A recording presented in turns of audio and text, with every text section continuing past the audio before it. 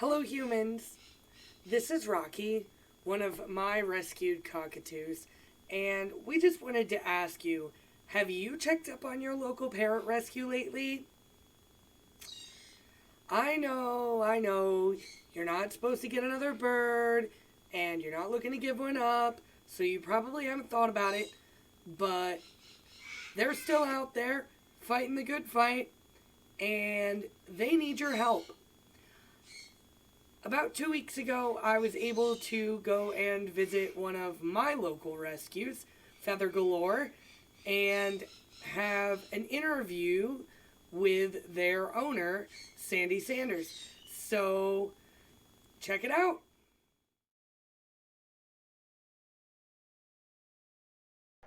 Do you want to tell us about your friend here? All right. Well, this is Buddy. Um, he came into the rescue probably about 4 years ago or so. Um, he came from a loving family.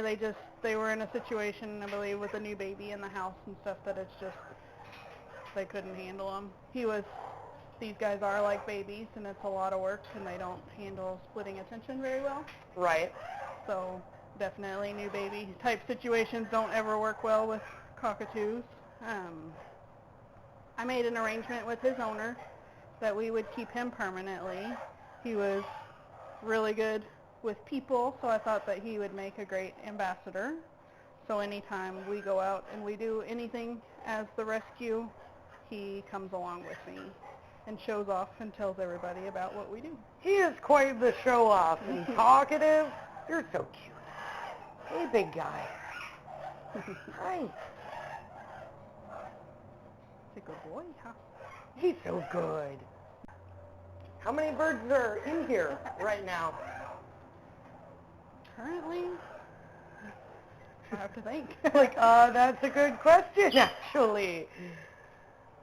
I think we're looking at about 11 or 12 currently, which is actually kind of on the low end for normal. We normally range between about 20 and 30 at any given point. Really? hmm Yeah, we've had several adoptions recently, so Well, we've that's got good. a lot of birds that have gone out to their hopefully permanent homes. And that's what we're here for, so that's our goal. Well, it's good to see that you're not just completely full and overwhelmed right now. I know that shelter for all sorts of animals, all I ever hear is that they're at capacity and they can't do anymore. So Yeah, it we usually sounds like are. our community has I understand it. stepped up some and, really. We've got a lot of bird lovers in our community, which I'm very happy with, and we've got a lot of people that want to give these guys good homes, and that's important to me. And He's like, why are you talking? Feed me. he is. Like, I'll dance, you feed. How many pet birds do you have? I mean, I assume that these are not your pets. These are rescued birds. But I've never heard of anybody rescuing them without also having a few of their own Yeah. flapping around somewhere. I do. I have 5 of my own that are not part of the rescue, and they're housed in my house and separately from these guys, but they definitely are my babies, I guess, just like these guys are. They get treated the same and everything. They're just Different locations. they were here before these guys were. So, yep. One of them actually was one that came into the rescue, and she was adopted out and decided that she liked me and not the people that adopted her. She had fallen in love with me while she was there, so I ended up with a bird that I did not anticipate or want at the time, but sometimes they kind of choose you and you don't get necessarily Yeah, it's not up to you. Yeah. And that one chose me, and I love her to death. I couldn't imagine life without her, but definitely with all the birds I have, I didn't intend to add any more to my collection. I can see that. Like, I have a lot already, and, your main goal is to get them out of whatever situation they're in and move them to someplace better, not to just Keep them all hoard as much as I would like to. 57 birds. Yes, as much as I would like to, I cannot keep them all. So. How many birds do you think come through here in an average year? I would say we probably help between 1 to 200 a year. That's actually quite a lot. Yeah, we get a lot of like smaller birds and stuff, and they tend to come in bigger groups and everything. But I Yeah, would that's say true. on average we probably adopt out over 100 birds a year. That's awesome. Just that there's, well, it's not awesome that there's that many that need a place to go, but it sounds like the majority of the time they're not coming here and then just staying here in limbo waiting forever. No, we typically the longest that we will go is about 6 months. Sometimes a little bit longer, but on average we can typically find a good home for them within about 6 months. Well, that's great. It's better than what I hear about dogs. Yes. Yeah, we don't have quite that issue, thankfully, but Buddy, are you just going to chuck it all on the floor? he is. He's like, I don't want that. Get that out of here. I only want the good bits. How did you get started running a parrot rescue? Like, surely you didn't just wake up one day and have a dozen birds and... Well, my collection had started growing, my personal collection. Actually, what got me interested in rescue was I adopted a macaw from a rescue. I've had her, I don't know, probably about 7 or 8 years now, and she came from a home that was not very loving and caring, and you could tell that she was scared and didn't like people. And the first day that I went to meet her at the rescue, I had to stand there for probably half an hour just letting her beat me with her beak. As silly as that sounds, she was trying to intimidate me and show me, that she was the boss, I guess, Right. in that relationship. And I stood there and I let her do it until she finally reached a point that she stepped up on me, and I fell in love with her. And just seeing how she changed from when I brought her home to, a year later, how she was, and just seeing what a little love could do to a damaged bird. It really makes a big difference. And it's what made me decide that's what I wanted to do and see if I could maybe help some others along the way. That's awesome. So if somebody does want to adopt a bird from you, what is that process like? Surely you can't just walk in here like your average dog shelter and be like, hey, I'd like one bird, please. No, I require a little bit more than that. I'm not as picky as some rescues, but I do require at first an application that just gives me basic information about you, what your living situation is, and why you want a bird. I have a lot of questions on there about why you want a bird, what experience you have. That kind of tells me where to start and what kind of maybe which bird would be a good fit for you, that kind of thing. And then we would schedule what I call a meet and greet, and that is when you just kind of come out and meet these guys and see how you are with them and how they are with you, and see if there's any connections made, because like I said, sometimes birds will pick you. Yep. I've had several times where somebody's come in for a specific bird and ended up falling in love with another one. So that's kind of where that goes. And then from there, we just, sometimes I require multiple visits, depending on the bird, what situation they came from, things like that. I want to make sure that they're going to a place that's going to love them, understands what they're getting into. Like the Mullican cockatoos are very loud and crazy and fun. I love you, Peaches. But, yes. But I want to make sure that the person that is, like, for him especially, that are going to adopt him, they see his true personality before he leaves here. So I will make sure that they visit until I feel like they have met the actual bird that they're adopting, essentially. So. Well, that makes sense. I hear a lot where people say, where can I get a bird? And people suggest going to rescues, and then people either seem to say they don't have one near them. I know that we've lost 1 or 2 this year in Kentucky already. Yeah, there's not many. I've had people come to us from everywhere from Tennessee, West Virginia, in the region, because there's not a lot of us out there. Does it seem to you like there are enough rescues for the need that's out there? I think it kind of varies. Like, I'd say right now, yeah, because I've got empty cages. But, there are times when I'm full and I worry that what's going to happen when I get that phone call with somebody with 5 birds and all my cages are full. What am I going to do at that point? So it varies, and I'm sure you don't want to have to tell somebody, no, I can't help you. yeah, I do everything I can. What's up? I do everything I can not to tell them no, and that's another. I've got like a foster. My pterodactyl. Pterodactyl time! Yay! Well, why don't you come over here? You can be the center of attention, too. Yes, you can. He's like, no, I'm just going to stand here and scream. It's fine. It's funny. He doesn't scream if you're looking at him, but if you look away, That's what they're like. they're so funny. Feathers Galore is a nonprofit. So how do you support the needs of all of these birds? I've got a couple ways. My pterodactyl. Their adoption fees are a big part of it. Whenever somebody adopts, I have a fee associated with that, and that covers vet bills and food and everything for that bird and the others. I do a lot of crafting and art type stuff, so I sell a lot of that, and we've got kind of a separate business that's tied into the rescue. All the funds from it come to the rescue to help maintain the rescue's expenses, and I sell a lot of my art and home decor, stuff like that I like to make, and that covers whatever their adoption fees don't cover. So.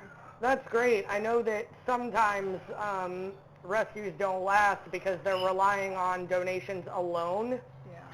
So I think that while it would be great if the community would step up and fund these things a little bit better, it's good that you do have other ways. Yeah. That way it doesn't wind up like some of the ones we've just lost where they couldn't keep their doors open. Yeah, it's very hard. They're exotic birds. They're very expensive to take care of, and those donations are a big help, but we don't get as many of those as I would like, honestly. But their fees and, the extra business that I do helps me keep my doors open, at least for now. So. Well, that's good. What can the general public do to help? Because obviously not everybody is equipped to take care of these birds, and not everybody is prepared to have one or several of them in their house. So what can people do that is going to actually be really helpful to you and to them? There's a couple ways. Obviously, funds are always a plus. So if you're in a position to donate, whether it's like a cash donation or like we have like an Amazon wish list, or if you're on Amazon, you're already ordering stuff, you can send it directly to us, or things like that. I'm always excited when we get a package because it's one less thing that I have to buy, honestly, and it helps these guys, and it's always a nice treat, kind of like Christmas anytime a porch, Like, a what box did shows we up get? on my porch. Yeah, Surprises! stuff like that helps. I mean, it could be something as little as like a box of straws. Goes a long way here because those are what we make toys out of a lot of times. Or it doesn't have to, you don't have to donate $500 to feel like you're contributing. It can be something as simple like that, or muffin cups, or another small thing that people buy that are real helpful to us, or dish soap, or it doesn't have to be anything expensive, but that's one less thing that the rescue has to fund. Or sometimes volunteers would be helpful on occasion. Just if somebody did want to volunteer, how would they go about setting up to do that? Just contact through the rescue, our Facebook page or email or whatever. And if you're somebody that has like every Friday afternoon off and you would like to spend that just helping clean the cages and fill the water bowls, that takes a lot of time to do every day. And well, especially when you have however many birds can actually fit in this room. Yeah.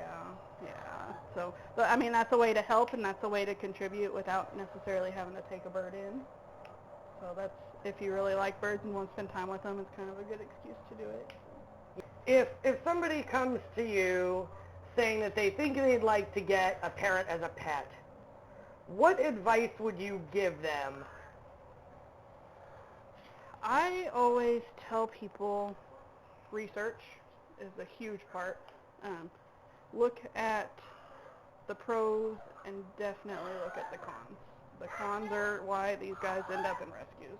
So those fun 30-second videos of a cockatoo running around the house being silly, that's fun, but think about that when they're doing it for 3 hours straight on a day that you have had a long day at work, or your kid has been crying all day, or, you know, just, I would say research is the number one thing. Just see what you're getting into, realize what you're getting into, realize that while they are fun and absolutely wonderful to have in your life, that there are downsides and there's a reason that they end up in rescues. So make sure that you're looking at the good and the bad. I know it's hard when you see how cute and funny they are. Yeah. It seems like there is a lot of footage out there of birds just doing amazing stuff. Yeah, they're very smart. But you don't hear so much about being a pterodactyl for the next 6 hours without stopping. Yeah.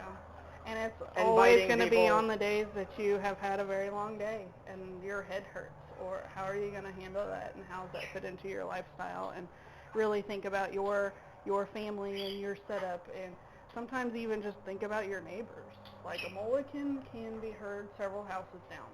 So how is your neighbor going to feel about that bird screaming for 2 hours when he's not getting attention from you? You know, those are issues that you have to consider. Yeah, I'd say so. Well, is there anything else you can think of that you would like the general internet to know? I would say that I kind of harp on the negative sometimes just because I see a lot of the negative, but these guys are the most rewarding things that you could imagine. I couldn't imagine my life without them. They've been there and pulled me through some of the toughest times in my life, and I think that if you truly are fully committed to them and not just in them for the novelty of them talking or them playing, that they're a very rewarding animal to have. You may not have that. That's mine.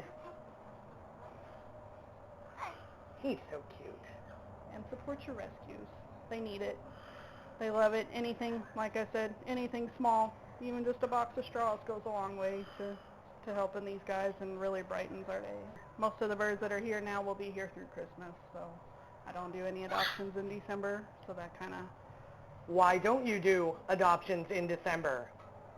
That's a good question. I don't do adoptions in December because I don't want birds to be given as a pet or a present, I guess is the best term.